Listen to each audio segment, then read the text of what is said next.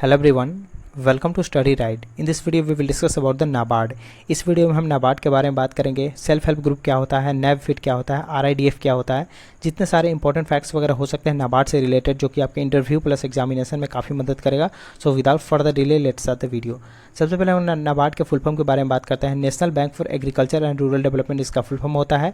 और यहाँ पे मैंने लिखा है one of the AIFI। AIFI का आपको फुल फॉर्म ध्यान रखना है, ऑल इंडिया फाइनेंशियल इंस्टीट्यूशन।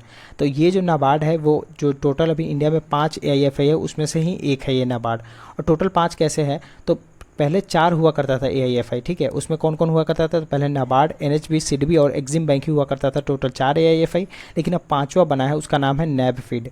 नैब फीड बना है हमारा 5वां AIFI। This is very important. और किस एक्ट के थ्रू बना है, तो RBI एक्ट 1934 के तहत नैब फीड बना है। तो पहले क्या हुआ करता था, पहले RBI को अगर एग्रीकल्चर लोन वगैरह देना हुआ करता था तो RBI खुद लोन देती थी। पहले अगर RBI को किसी दूसरे देश को लोन देना है तो जो कि अब एग्जिम बैंक के थ्रू दिया जाता है, RBI खुद दिया करती थी। तो धीरे धीरे RBI ने समय के अनुसार नया नया ऑर्गेनाइजेशन वगैरह बनाना शुरू कर दिया। तो उसमें से यह 5वां कौन बना है, नैब फीड। तो एग्रीकल्चर के लिए कौन सा है, तो वो है नाबार्ड। उसके बाद हम लोग बात करते हैं कि टोटल 5 AIFI कौन कौन है। तो नाबार्ड है, NHB है, सिडबी है, एग्जिम बैंक है, नैफिड है। इसमें हम लोग नाबार्ड के बारे में बात करेंगे। और नैफिड जो नया 5वां बना है उसके बारे में थोड़ा बात कर लेते हैं। National bank for financing infrastructure and development इसका फुल फॉर्म है। फुल फॉर्म में ध्यान रखना है। और पहले चेयरमैन कौन है नैफिड के, तो वो है KV Kamat. This is very important. और एग्जाम में आपके क्वेश्चन डायरेक्ट ऐसे आएगा कि टोटल AIFI कितने इंडिया में, तो टोटल 5 है, ये ध्यान रखना है।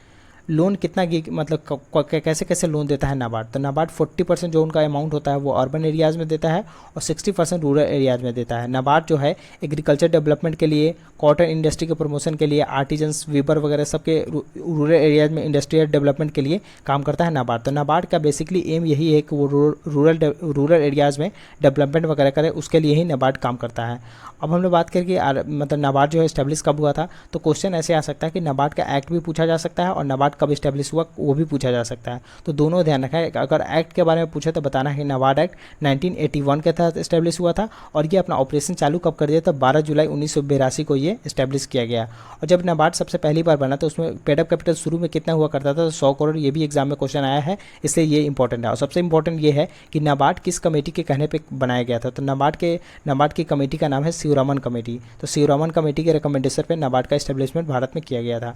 और नाबार्ड जो है वो किसके अंडर काम करता है, तो पहले ध्यान रखना है, ये भी एग्जाम में क्वेश्चन आ चुका है। नाबार्ड जो पहले काम करता था वो RBI के अंडर काम करता था, लेकिन अब नाबार्ड जो है किसके अंडर काम करता है, तो वो गवर्नमेंट ऑफ इंडिया के अंडर काम करता है। पहले क्या हुआ करता था, 2019 तक जो NHB था, नेशनल हाउसिंग बैंक और नाबार्ड, ये सब RBI की सब्सिडी हुआ करती थी।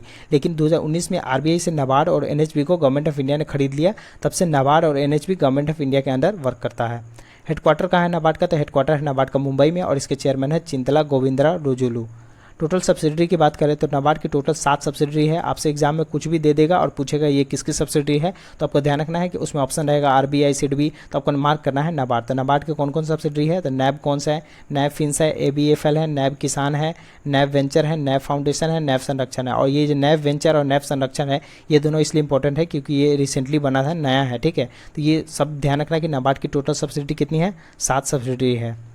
फंक्शन ऑफ नाबार्ड, नाबार्ड का फंक्शन, नाबार्ड कैसे काम करता है, तो नाबार्ड अब देखोगे तो कोऑपरेटिव बैंक वगैरह होता है, रीजनल रूरल बैंक्स वगैरह होता है, जिसमें वैकेंसीज वगैरह भी आती है, जिसमें अगर आप लोग वगैरह जॉब वगैरह भी करते हैं, तो नाबार्ड सुपरवाइज करता है और इंस्पेक्ट करता है। RRB को, स्टेट कोऑपरेटिव बैंक को, डिस्ट्रिक्ट कोऑपरेटिव बैंक को, इसको सुपरवाइज करता है। और इसको इंस्पेक्ट करने का अधिकार कौन देता है, तो जो RBI का एक्ट 1949 है, RBI के जो बैंकिंग रेगुलेशन एक्ट 1949 है, उसके तहत नाबार्ड इसको इंस्पेक्ट करता है। और उसका सेक्शन भी ध्यान रखना है, 35 सब सेक्शन 6 है, उसमें नाबार्ड को ये अधिकार दिया गया है कि आप इंस्पेक्ट कर सकते हैं RRB को, स्टेट कोऑपरेटिव बैंक को और डिस्ट्रिक्ट कोऑपरेटिव बैंक को। और नाबार्ड एक self help group bank linkage programme भी चला रहा है, जिसके तहत वो सेल्फ हेल्प ग्रुप को लोन देता है। और यहाँ पे हम लोग सेल्फ हेल्प ग्रुप के बारे में थोड़ा बात कर लेते हैं। सेल्फ हेल्प ग्रुप जो कॉन्सेप्ट है वो बांग्लादेश से लिया गया था, ठीक है। और ये किस कमेटी के कहने पर आया था, तो कलिंगा कमेटी के कहने पर आया था, ठीक है। और सेल्फ हेल्प ग्रुप में आपको ध्यान रखना है कि मैक्सिमम 20 मेंबर हो सकते हैं और मिनिमम कितने, तो 10 मेंबर हो सकते हैं। और मैक्सिमम लोन कितना दिया जाता है सेल्फ हेल्प ग्रुप में, तो पहले तो ये 10 लाख हुआ करता था, लेकिन नरेंद्र मोदी ने कुछ दिन पहले ही अनाउंस किया कि अब सेल्फ हेल्प ग्रुप में टोटल 20 20 लाख लोन दिए जाएंगे। तो ये अमाउंट भी इंपॉर्टेंट है और कितने मेंबर होते हैं ये भी इंपॉर्टेंट है, और किस कंट्री से लिया गया ये भी इंपॉर्टेंट है, और किस कमेटी के कहने पे आया था, तो कलिंगा कमेटी के कहने पे आया था ये सेल्फ हेल्प ग्रुप। ये भी आपको ध्यान रखना है। ऑपरेट आरआईडीएफ, आरआईडीएफ का फुल फॉर्म काफ़ी इंपॉर्टेंट है, रूरल इंफ्रास्ट्रक्चर डेवलपमेंट फॉर। तो ध्यान रखें आरआईडीएफ किसका स्कीम है, तो वो नाबार्ड का स्कीम है। अब आरआईडीएफ कैसे काम करता है उसके बारे में थोड़ा सा बता देता हूँ। वैसे ये तो प्रायोरिटी सेक्टर लेंडिंग में पढ़ने वाली चीज़ है, लेकिन मैं यहाँ पे थोड़ा सा बता देता हूँ कि आरआईडीएफ काम कैसे करता है।